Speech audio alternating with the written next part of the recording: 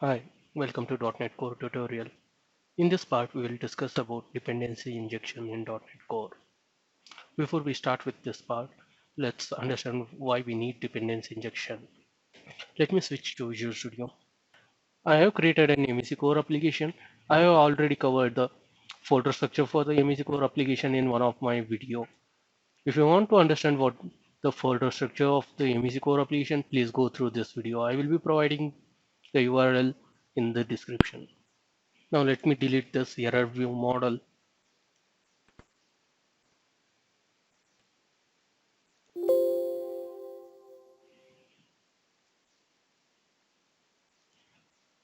I don't want any views as of now. So let me get rid of this views.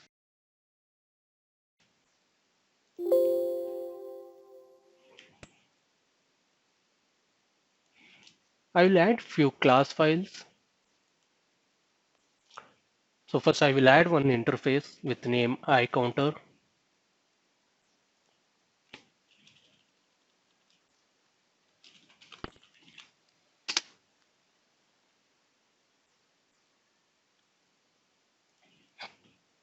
This interface will be public one. Let me add one method which will increase the counter.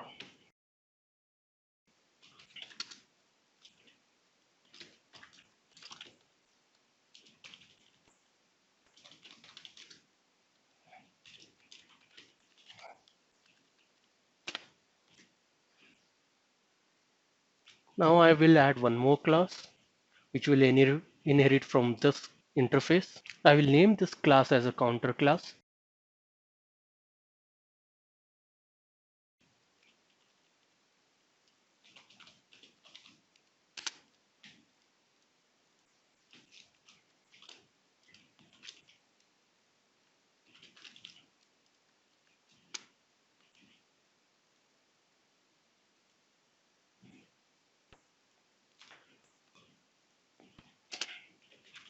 I am declaring one private integer to maintain the count, and I will assign it to 0.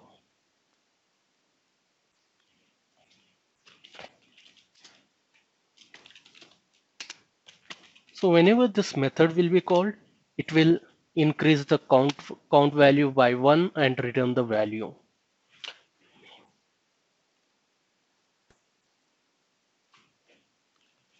Now let me go to home controller. I will modify a little bit the index method, index action method. So instead of I action result, I will make it as a to return integer value, and I will call the method. So if I want to call this method in my home controller, in ideal scenarios, what I will be doing, I will create a object of that class,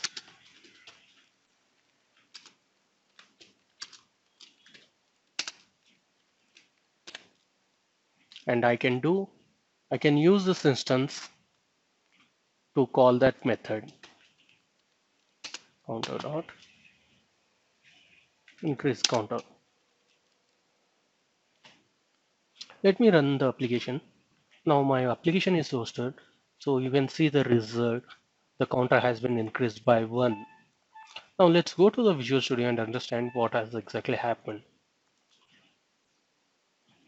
So whenever the home controller index method will be called, it creates an instance for the counter class, and it calls this increase counter method. So let me go to increase counter. So as soon as this increase counter method is called, it increases the count by 1 and returns the value.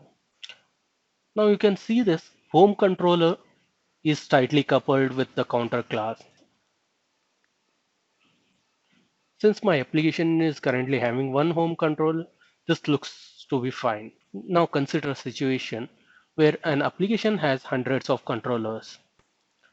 Out of 100 controllers, we have 50 controllers which are tightly dependent on counter class, which uses this increase counter method and other methods for their functionality.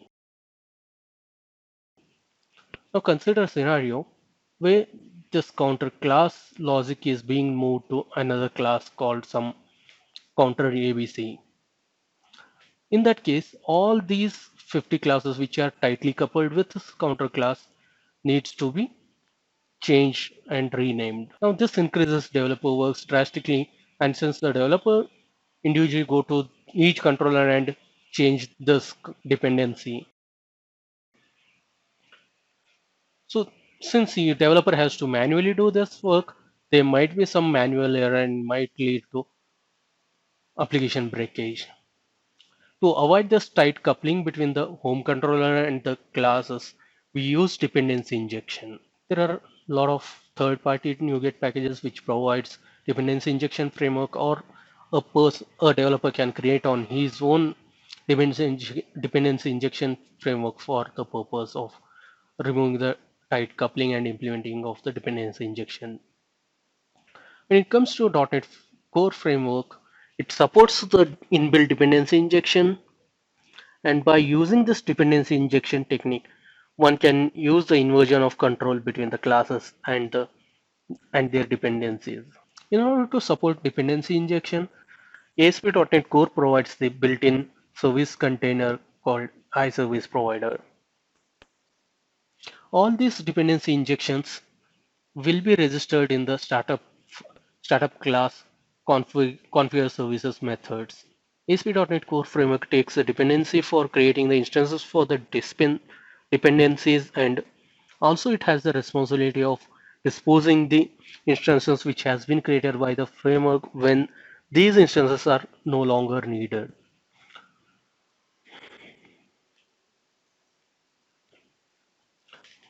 So now you can see that in the configure services, we have already registered controller with views.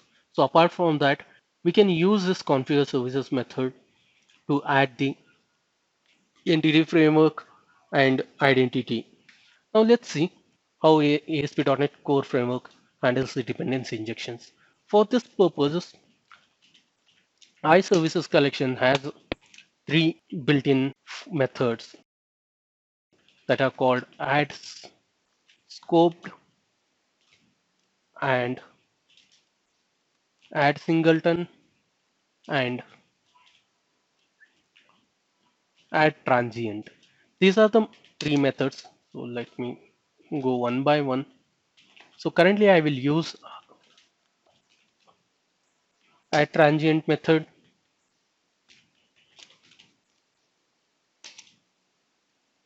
to register my dependency injection for the counter class. Now you can see that I have registered the dependency injection for the my counter class. Now I can go to home controller and I can get rid of this particular line. So let me comment it out. Now I will use constructor dependency injection method to inject the.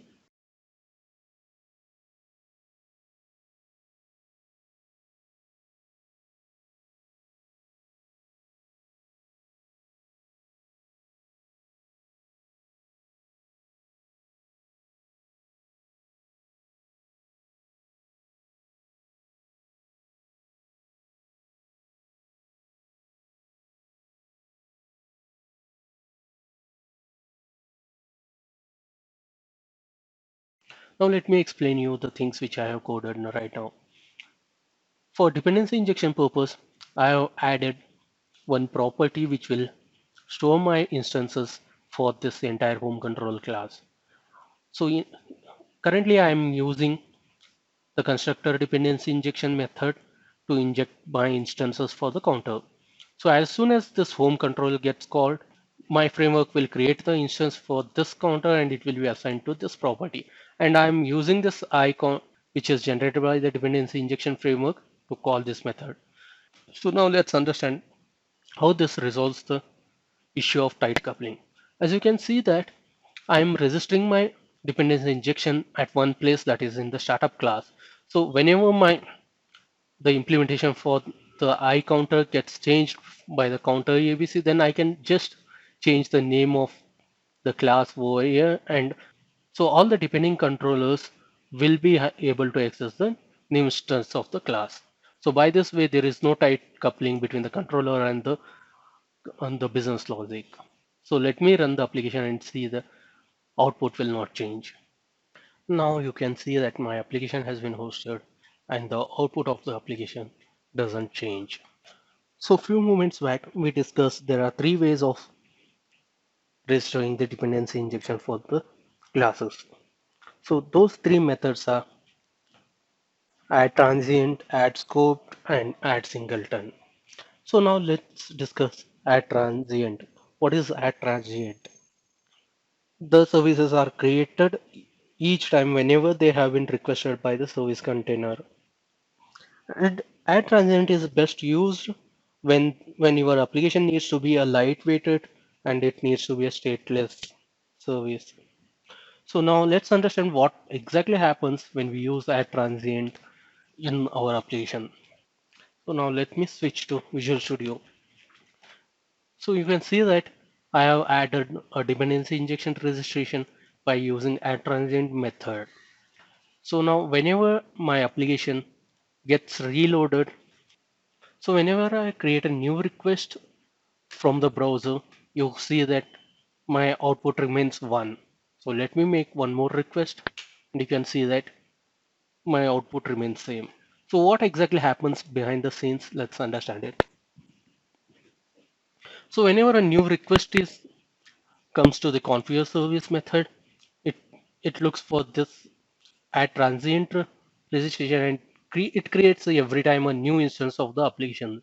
So whenever a new instance of the counter class is generated, it sets this count to be a 0, and whenever this method it gets called, it will be increased by 1 and the result will be sent to the browser. So whenever a new request is created, every time a new counter instance is getting created, so that's why the count always remain 1. So let me give a couple more requests. You can see that my request always remains same. Now let's discuss add scoped. So when we register a dependency injection by using add scoped method, what it exactly does, it creates an instance for the class every time when a new HTTP request has been generated. So let me go to Visual Studio and make the necessary changes. For this purpose, I will go to startup.cs and comment it out this line and add a new registry by using add scoped method. Services dot. For this purpose, I will use add scoped method.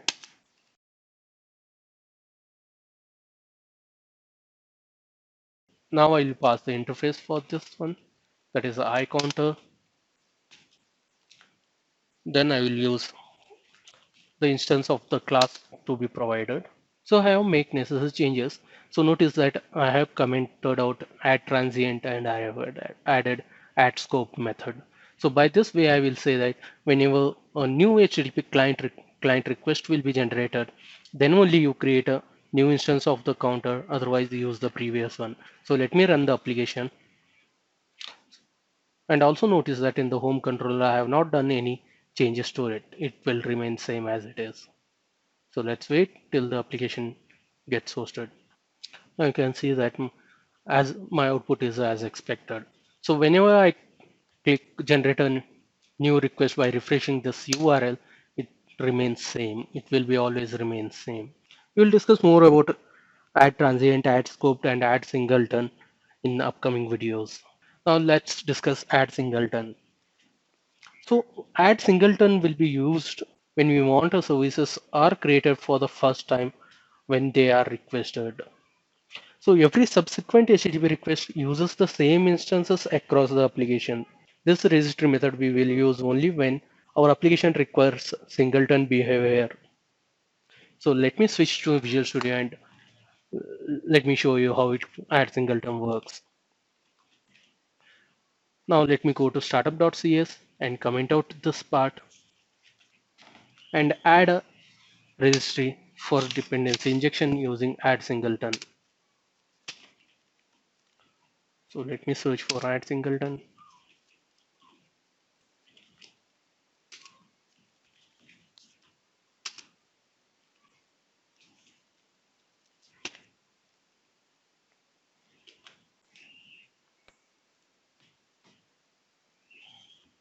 So notice that I have added a singleton service for the counter class. So now whenever my application gets hosted and the configure service method gets run, add singleton will create an one instance for my entire counter, and the remaining subsequent all HTTP requests and client requests will be used by only a single singleton class instance. There are no further changes to my class except from the startup.cs. So let me go to IIS Express and host the application. Now my application is hosted. You can see that result is as expected, that is the counter will be 1. So now as soon as I send multiple requests, you can see that the counter will be increased subsequently. Not only this, if I copy this URL and create another session in Google Chrome and paste this URL, you will be able to see the result entirely different. So you can see that as soon as I send a request to the server, my result got increased by 1. As soon as I generate more requests, my counter gets incremented. Now you can see that in my client 2, I have left the counter at 17, and let me go back to the previous browser and it's at 7. So as soon as I generate the new request, it will the web client 2 counter plus 1 will be added and the output will be shown. You can see that it was at 17, now it has been increased by plus 1, and now the output is 18. So that's all as part of this dependency injection. Make Make sure that all your dependency injections will be registered as part of the configure services. And I hope you understood a little bit of when to use add transient, add scope, and add singleton. We'll discuss more about with a practical example like in the upcoming video. That's all as part of this video tutorial. Thank you.